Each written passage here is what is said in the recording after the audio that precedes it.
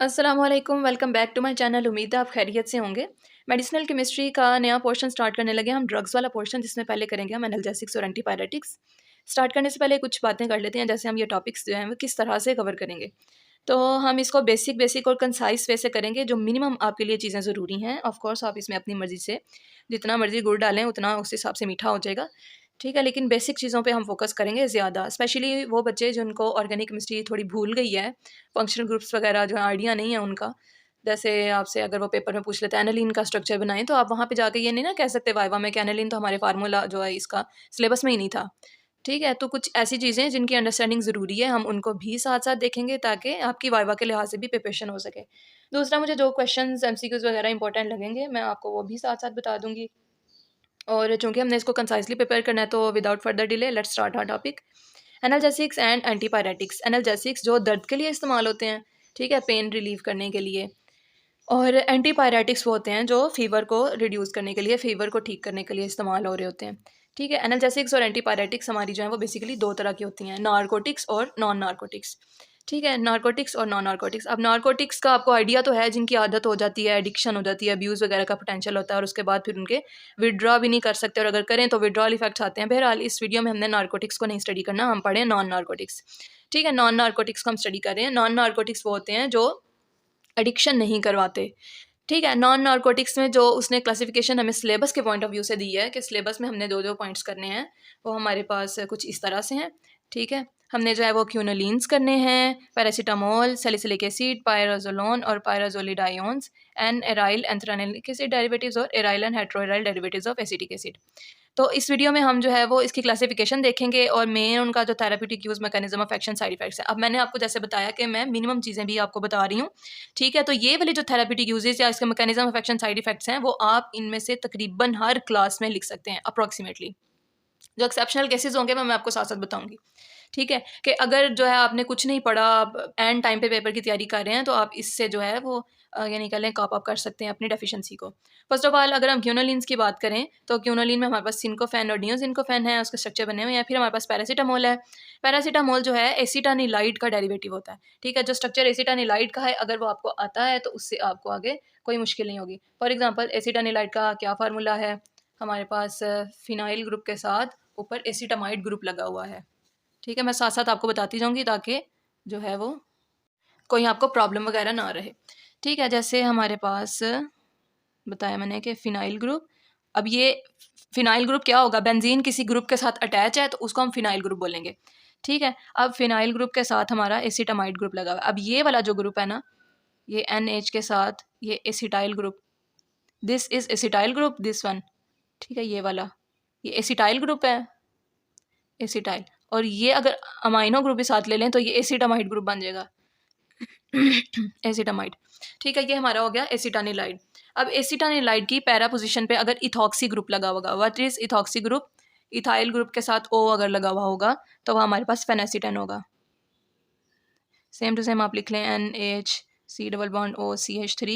अब para position पे ये पैरा पोजीशन है, ठीक है। अगर आप देखें तो ये हमारे पास फंक्शनल ग्रुप अटैच है, तो ये दो पोजीशन ऑर्थो की होंगी, ऑर्थो ऑर्थो। ये दो पोजीशन मेटा की होंगी, मेटा मेटा। और ये जो फंक्शनल ग्रुप के बिल्कुल उसके सामने वाली पोजीशन होती है ऑपोजिट साइड पे, वो पैरा पोजीशन होती है, ठीक है। पैरा पोजीशन पे इधर इथॉक्सी ग्रुप लगा हुआ है, ठीक है, C2H5 OC2H5, this is ethoxy group. अब पैरासीटामोल में क्या होगा कि इसके ही पैरा पोजीशन पे OH लगा हुआ होगा, ठीक है। एसिटानिलाइड लिख लें आप पहले, NH डबल बॉन्ड OCH3, इसके पैरा पोजीशन पे हमारे OH लगा हुआ है, ठीक है। This is paracetamol. ये हमारा हो गया पैरासीटामोल के मतलब उसके पोर्शंस। फिर हमारे पास सैलिसिलिक एसिड और उसके डेरिवेटिव्स हैं। अब आपको सैलिसिलिक एसिड आता है तो बाकी ड्रा करना आपके लिए बिल्कुल भी मुश्किल बात नहीं है। लेट्स ड्रा और सैलिसिलिक एसिड, ठीक है। सैलिसिलिक एसिड कैसा है हमारा कि एक साइड पे इसका ये ग्रुप अटैच है COOH कार्बोक्सिलिक ग्रुप, और एक हमारा अटैच है OH ग्रुप, ठीक है, कार्बोक्सिलिक ग्रुप और OH group. This is our salicylic acid, ठीक हो गया। अब एसिटाइल सैलिसिलिक एसिड क्या है, इस पोजीशन पे एसिटाइल ग्रुप अटैच है, बस बाकी उसी तरह से COOH O। अब H की जगह क्या ग्रुप है, एसिटाइल ग्रुप अटैच है, C double bond O CH3, ठीक है, C डबल बॉन्ड O। अब ये मैंने आपको बताया था ना ये एसिटाइल ग्रुप है, अब ये एसिटाइल ग्रुप लगा हुआ है, ठीक है। तो this is acetyl salicylic acid. Methyl salicylic acid में क्या होगा कि इस पोजीशन पे जो हमारा H है उसकी जगह मिथाइल लग जाएगा, बाकी उसी तरह से। ठीक है, तो हमारा COO CH3 और OH, this is methyl salicylic acid. Phenyl salicylic acid में मिथाइल की जगह फिनाइल ग्रुप अटैच है। ठीक है, OH इसी तरह से आ जाएगा COO और यहाँ पे अटैच हो गया हमारा एक फिनाइल ग्रुप। ठीक है, अब आगे हमारा है फ्लूफेनेसिल। ठीक है, फ्लूफेनेसिल के लिए इसी तरह से आप सैलिसिलिक एसिड का फार्मूला लिखें। अब इसका थोड़ा सा जो है ना वो काम डिफरेंट है कि ये COOH है, इससे बिल्कुल एक कोना छोड़ के। अब ये एसिटाइल ग्रुप है, ठीक है, सैलिसिलिक एसिड नहीं, एसिटाइल सैलिसिलिक एसिड के साथ ये बनता है। ठीक है, अब ये COOH ग्रुप है, इससे एक कोना छोड़ के या कह लें कि ये जो एसिटाइल ग्रुप लगा हुआ है O वाला, इसके पैरा पोजिशन पे हमने एक लगानी है फिनाइल ग्रुप। ठीक है, और उस फिनाइल ग्रुप के पैरा पोजिशन पे लगा होगा फ्लोरीन। ठीक है, तो ये हमारा होगा फ्लूफेनेसिल। अब बेनोरिलेट क्या होता है? बेनोरिलेट में हम एसिटाइल सैलिसिलिक एसिड और पैरासीटामोल जो है उनको मिलाया होता है हमने। ठीक है, वो हमारा होता है फ्लूफेनेसिल बेनोरिलेट, सॉरी बेनोरिलेट। अब हम उसका स्ट्रक्चर यहाँ पे जो ना जगह मुझे अंदाज़ा ही नहीं हुआ, इतनी कम पड़ जाएगी, हम यहाँ ड्रा कर लेते हैं। ठीक है, पहले हम ड्रा करते हैं एसिटाइल सैलिसिलिक एसिड का फार्मूला, बिल्कुल यही वाला। ठीक है, यूँ करके यहाँ पे अटैच है हमारा OC डबल बॉन्ड OCH3 और यहाँ पे अटैच है COO। अब H के साथ, H नहीं होना, H के साथ वो रिएक्शन हो गया वो आगे। ठीक है, यहाँ पे हमारा अटैच होगा पैरासीटामोल, और पैरासीटामोल को अगर हम देखें, ये देखें O से उसने जो है ना वो रिएक्ट किया और ये वाली सारी साइड इसी तरह से आ जाएगी। ठीक है, ये फिनाइल ग्रुप अटैच है और उसके बिल्कुल पैरा पोजिशन पे NHC डबल बॉन्ड OCH3। ठीक है, तो दिस इज़ बेनोरिलेट। अब यहाँ पे सलोल प्रिंसिपल या नेंस्की प्रिंसिपल आता है, वो जब हम पढ़ेंगे सैलिसिलेट्स तो तब मैं ये भी एक्सप्लेन करूँगी कि सलोल प्रिंसिपल या नेंस्की प्रिंसिपल यहाँ पे क्या है और किस अंदाज है। ठीक है, ये हमारा एसिटाइल सैलिसिलिक एसिड और पैरासीटामोल दोनों मिलके क्या बना रहे हैं? बेनोरिलेट बना रहे हैं। अब नेक्स्ट हम करते हैं पायराजोलोन और पायराजोलिडाइंस। अच्छा, स्ट्रक्चर लिखने में हमारा काफ़ी टाइम लग रहा था, मैंने इसको पहले से लिख लिया। ठीक है, तो ये हमारे पास है फिनाइल ब्यूटाजोन। ठीक है, फिनाइल ब्यूटाजोन जो है, इधर एक ब्यूटाइल ग्रुप अटैच है। ठीक है, यानी कि ब्यूटेन जो है वो अटैच हुई हुई है। ठीक है, ये ब्यूटाइल ग्रुप है, ये हमारे पास दो फिनाइल ग्रुप्स हैं, ये डबल बॉन्ड और डबल बॉन्ड। ऑक्सीफेन ब्यूटाजोन में क्या होगा कि सेम फिनाइल ब्यूटाजोन वाला स्ट्रक्चर, बस यहाँ पे जो है हमारे पास आ जाएगा OH। ठीक है, यहाँ आ जाएगा हमारा OH, और जो नीचे अमाइडोपाइरीन है उसका स्ट्रक्चर ज़रा इनसे मुख्तलिफ है। इसमें डबल बॉन्ड भी है, डबल बॉन्ड O इसमें एक है, यानी ये जो कीटोन ग्रुप है ये एक है, बाकी इधर मिथाइल लगे हुए हैं, इधर फिनाइल ग्रुप भी नहीं है, और यहाँ पे जो है वो ब्यूटाइल की बजाय N के साथ दो मिथाइल ग्रुप्स अटैच हैं। अब ये जो डाईपायरोन है अमाइडोपाइरीन से मिलता जुलता है, बस इसमें क्या फ़र्क होता है कि इसमें एक जो CH3 है ना उसकी बजाय आगे क्या लगा होता है यहाँ पे CH2, और CH2 के साथ क्या अटैच होता है?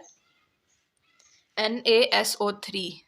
ठीक है, या आप अगर इसको खोल के लिख लें, आप यहाँ बंद करके चलो लिख लें NaSO3। ठीक है, मैं चाह रही थी कि सारी क्लासिफिकेशन एक ही पेज पे हो जाती, इसलिए छोटे छोटे फार्मूले लिखने पड़े हैं। ठीक है, क्योंकि अगर 2-3 पेजेस पे क्लासिफिकेशन हो जाती तो ज़रा मुश्किल हो जानी थी, एक ही पेज पे बेहतर रहती है। आगे जब हम उनको सेपरेट सेपरेट देखेंगे तो ये फार्मूले ज़ाहिर है दोबारा लिखेंगे हम, तो अगर आपकी कोई इधर कन्फ्यूजन होगी तो वहाँ दूर हो जाएगी। नेक्स्ट है हमारे एन एराइल एंथ्रानिक एसिड डेरिवेटिव्स। सबसे पहले तो आपको एन एराइल एंथ्रानिक एसिड जो है उसका फार्मूला आना चाहिए। अगर उसका फार्मूला आ जाएगा ना आपको, तो फिर बाकी फार्मूले भी बहुत आसान है। तो हम मेफेनेमिक एसिड ही अगर देखें ना, तो उसमें मैं आपको बता देती हूँ कि एन एराइल एंथ्रानिक एसिड का क्या फार्मूला होता है। एन एराइल यानी एन पोर्शन के साथ एक एराइल ग्रुप यानी आप फिनाइल ग्रुप कह ले, वो अटैच होगी। ये देखें, ये है, और इसके एन वाले पोर्शन के साथ ये जो एन है इसके साथ एक एराइल ग्रुप जो है यानी एक बेंजीन जो है हमारी अटैच होगी। ठीक है, अब ये जो नेक्स्ट वाले हैं इनमें क्या होगा कि साइड चेन्स का थोड़ा फ़र्क आ जाएगा, बाकी जो है उसी तरह से। अब यही वाला मैं लिखती हूँ और उसके साथ दो हमारी लग जाएंगी यहाँ पे मिथाइल ग्रुप्स, तो हमारा बन जाएगा मेफेनेमिक एसिड। तो लिखते हैं हम उसको। अब ये देखें, ये मैंने लिखा ना एंथ्रानिक एसिड। ठीक है, अब ये सारे मैंने नीचे एंथ्रानिक एसिड लिख दिए। अब इनमें क्या क्या फ़र्क होगा? मेफेनेमिक एसिड में इन दो पोर्शंस पे मिथाइल ग्रुप्स होंगे। ठीक है, CH3 फ्लूफेनेमिक एसिड में इस पोर्शन पे यहाँ पे होगा CH3 यानी इसके ऑर्थो पोजीशन पे, ये इसकी ऑर्थो और एक मेटा पोजीशन पे है। मैक्लोफेनेमिक एसिड में क्या होगा? इस पोर्शन पे अटैच होगा मिथाइल ग्रुप और इधर होंगे, इधर और इधर क्लोराइड ग्रुप्स। ठीक है, जो हमारी हैलोजन होती है क्लोरीन, वो अटैच होगी। और मैक्लोफेनेमेट सोडियम में क्या होगा कि उसका ये जो कार्बोक्सिलिक एसिड है उधर सॉल्ट फॉर्मेशन हो जाएगी, सोडियम आ जाएगा।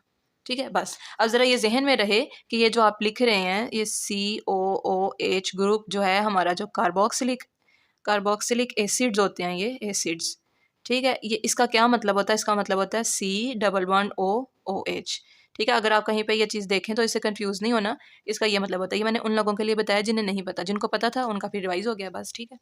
ठीक है, नेक्स्ट हम करते हैं एराइल और hetero aryl derivatives of acetic acid. इसको जो है जो सिलेबस में पॉइंट्स एडिट थे ना, मैंने उस लिहाज से इसको फर्दर क्लासीफाई कर दिया।